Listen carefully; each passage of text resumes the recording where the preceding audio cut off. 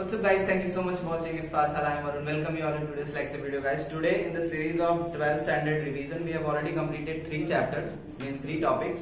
Video is already on channel. If you're not subscribed to the channel, do subscribe it. And today we have a very important topic called double comparison. So without wasting time, let's start the video.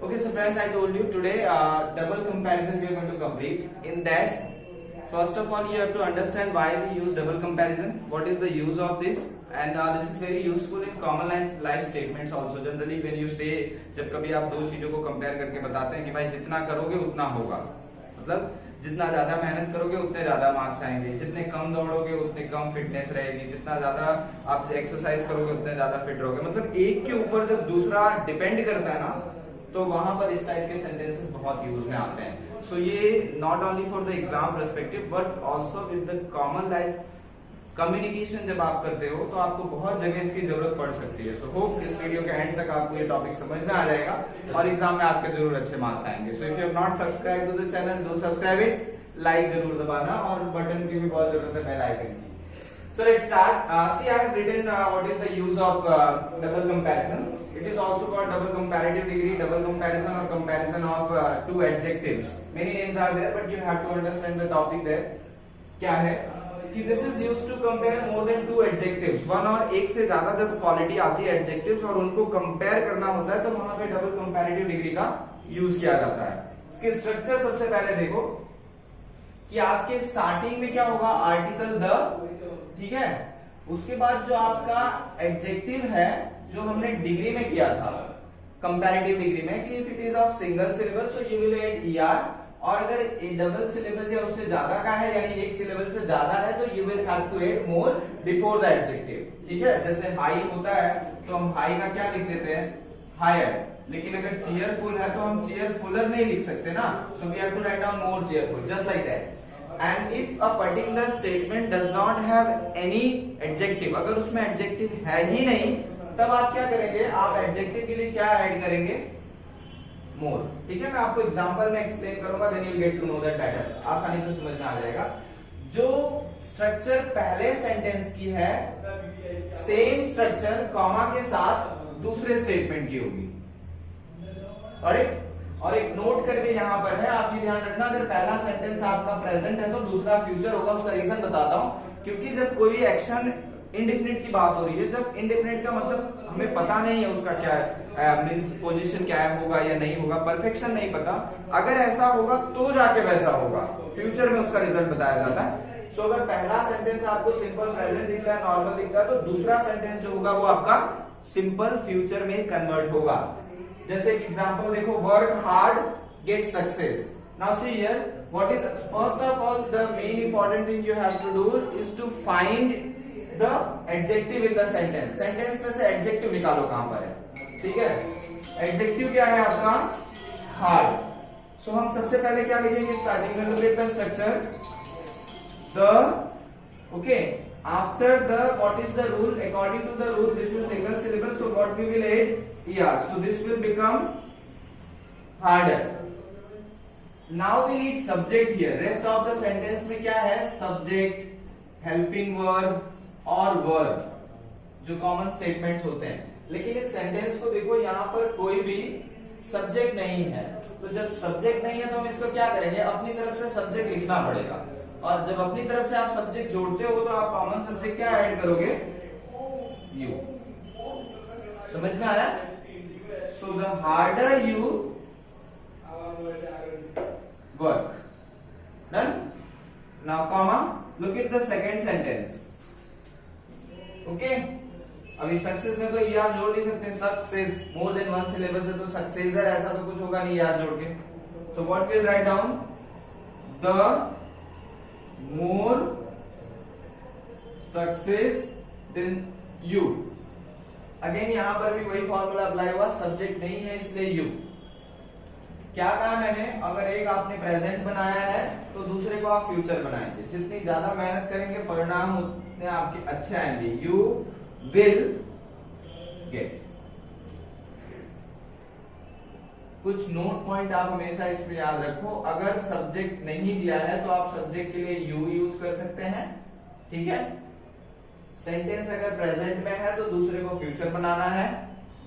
Adjective को सबसे पहले रखना है, उससे पहले the mandatory है, ठीक है। आर्टिकल द आपको यहाँ पे स्टार्टिंग में, दोनों सेंटेंस के स्टार्टिंग में दिखेगा।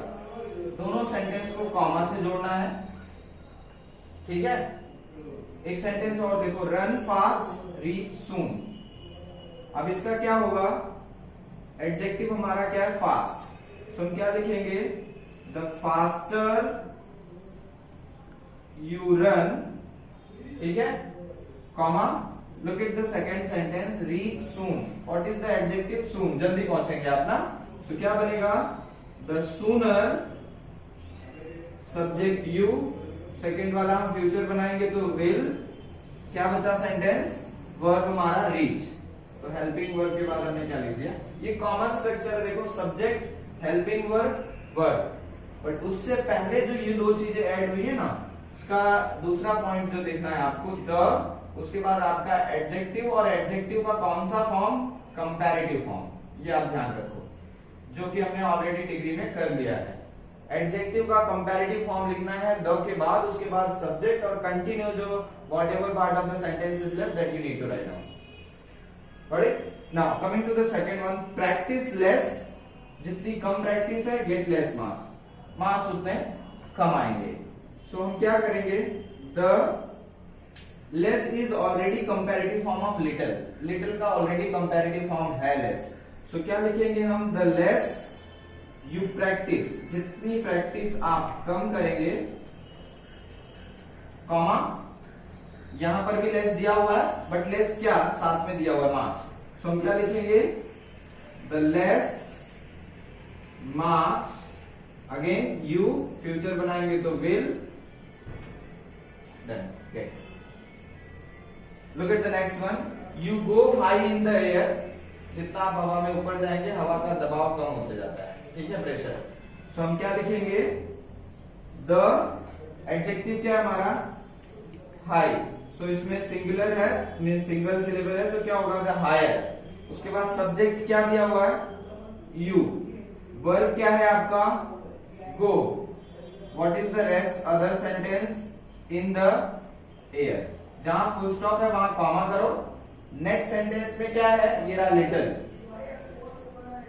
सबसे पहली चीज जो इसमें, इसका नाम ही है डबल कंपैरेटिव डिग्री। इसका मतलब होता है कि तुमको सेंटेंस में से एडजेक्टिव पिक आउट करना है, क्योंकि उसी का कंपैरेटिव फॉर्म लिखा जाता है यहां पर, ठीक है। सो यहां क्या लिखा जाएगा, सबसे पहले इसमें से comparative form means degree find out करोगे तो ये रहा, ये पॉजिटिव डिग्री में लिटिल। तो तुम्हें इसका कंपैरेटिव फॉर्म बनाना पड़ेगा, जो कि क्या होता है, लेस। सो फिर उसको आप किससे ऐड करोगे, द लेस, ठीक है। क्या रहा बाकी का, the less air pressure, the higher you go in the air, the less air pressure will be. जितना आप ऊपर जाएंगे, हवा का प्रेशर उतना कम होता जाएगा। समझ में आया। Look at the next one, the room is large. Room बड़ा है, many people can live it, बहुत सारे लोग इसमें रह सकते हैं। सो क्या बनेगा इसका, large is the adjective, single syllable, so what it will be, the larger the room is. जितना ज्यादा बड़ा रूम है, ये रहा मेनी, तो मेनी का कंपैरेटिव क्या होगा, मोर। सो द मोर पीपल, उतने ज्यादा लोग, कैन लिव इन इट, उतने ज्यादा लोग इसमें रह सकते हैं। This is only 5 set of example, and I think you need 5 more examples, so that you will be very aware about the situation of these sentences. थोड़े और examples करोगे तो समझ में आ जाएंगे। But I don't think there is any problematic thing in such kind of sentences. इसमें कुछ ज्यादा बड़ी चीज नहीं है। You need to only focus on the adjective.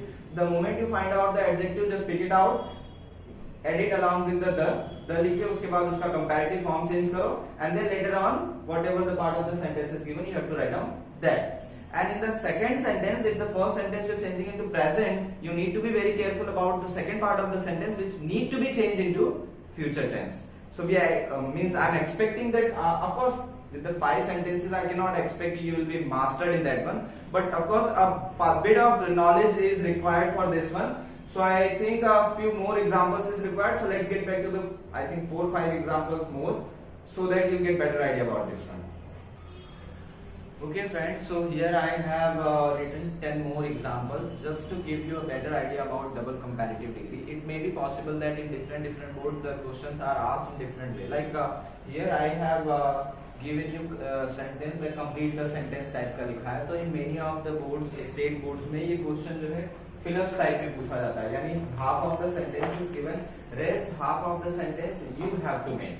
So if any sentence like this is asked, how you have to change? Let's see that. You study more, you will get more information. इसका मतलब है कि आप जितना ज्यादा पढ़ोगे information उतनी ज्यादा मिलेगी. तो हम क्या लिखेंगे यहाँ पे? According to the structure, then the degree. So the more you study, जितना ज्यादा आप पढ़ेंगे, या ये रहा more information degree, तो क्या होगा? The more information you will get, उतनी ज्यादा इंफॉर्मेशन आपको मिलेगी. ओके, ये तो हुआ पूरा कंप्लीट सेंटेंस. अगर आपको ये पूरा कंप्लीट सेंटेंस दिया है और ब्रैकेट में लिखा है कि डबल कंपैरेटिव बनाओ, सो आप ऐसे बनाएंगे. Coming to the second one, half of the sentence is given. The more time you take to practice, practice करने में आप जितना टाइम देंगे आपका परफॉर्मेंस उतना ज्यादा बेटर हो सकता है. Here you have to assume the second part. There is no restriction कि आपको यही लिखना है. This is up to you what you want to write, but make sure that it should compensate to the first sentence. अभी मैंने समझा कि जितना ज्यादा टाइम आप लोगे प्रैक्टिस करने में, परफॉर्मेंस आपका उतना बेटर होगा ना.